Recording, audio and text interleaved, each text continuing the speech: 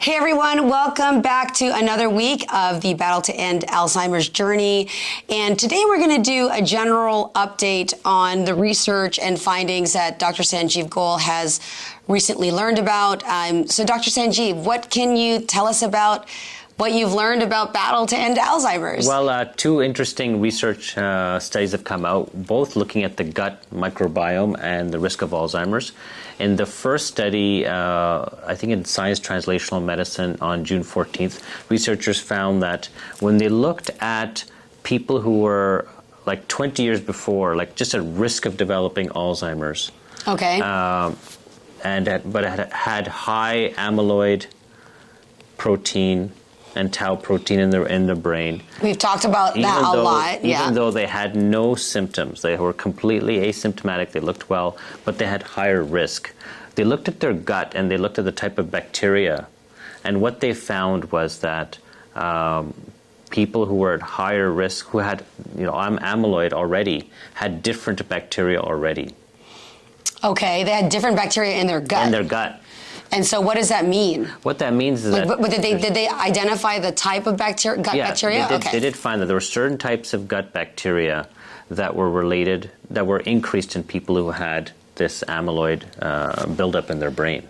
Okay. And what we believe is, what the scientists believe is that these gut bacteria are releasing certain molecules that go into the blood and interact with the ApoE gene and other genetic factors that then cause more amyloid to build up. So I immediately thought of cancer, but like it's not cancer, but what they're doing is it's like escalating it. If you've got this bacteria in your gut because you've got that amyloid and it's going in and then they're releasing these toxins, it's just escalating it. Right. It could be, we don't exactly know. It seems to be causal. Right now it's associated. It means that we don't exactly know what's coming first. We don't know, did the amyloid cause the different bacteria or did the bacteria cause the amyloid? We don't 100% know that. All we know is that there's an association, that people who have this high amyloid already have gut bacteria that are different 20 years before they're going to get Alzheimer's. So 20 years before they get Alzheimer's, that's interesting. So I'm saying that this is happening way earlier than they're having any symptoms. So one of the possible things could be to do like a stool test, a gut test to see, is there already changes in gut bacteria that could then tell you, hey, there's something going on here. The other thing that could be helpful is that if we know what type of bacteria, theoretically, the treatment could be trying to put the right bacteria back and seeing if that makes a difference. We don't know. It's just early days. But. So is that bacteria somewhat altered? In other words, that gut bacteria isn't found in somebody who doesn't have amyloid, a large degree of amyloid? Is that what they're saying? Well, it's not necessarily like found or not found. Like in the gut, there's like lots of bacteria. There's like hundreds and hundreds of different types of bacteria. We say that there's more gut bacteria, like I think it's about 1 to 3 times as much gut bacteria than there is cells in your body, like human cells. So there's something like 100 trillion gut bacteria, and maybe we're 35 trillion human cells. So you're actually more gut bacteria than you are like Carmelia Ray. That's really interesting that they discovered that. And now, is there, you know how you can take a probiotic or there's certain like good gut bacteria? Did they also say that this bacteria isn't necessarily a good gut bacteria? I don't have the actual names of the bacteria. Right. All this I have here is that they notice a difference in certain types of bacteria. Probably not the ones that you're taking as probiotics. I don't know that answer.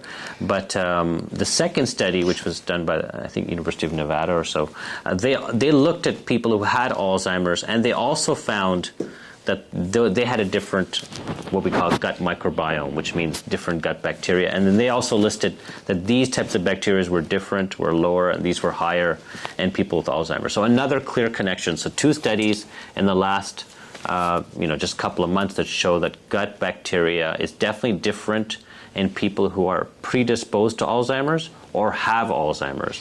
Okay. So I guess the next question is, now that we know that, what's the impact? How could we, should we be testing for your gut?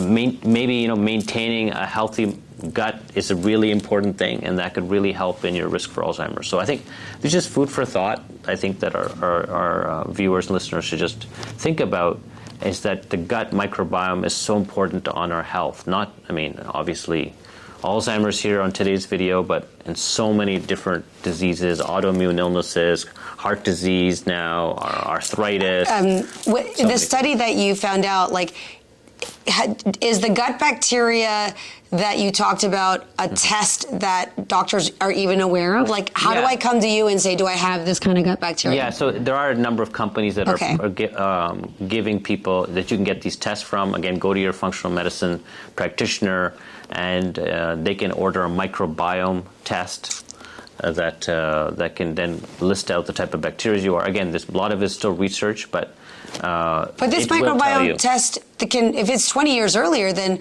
somebody who's 40 can take this test? Yeah.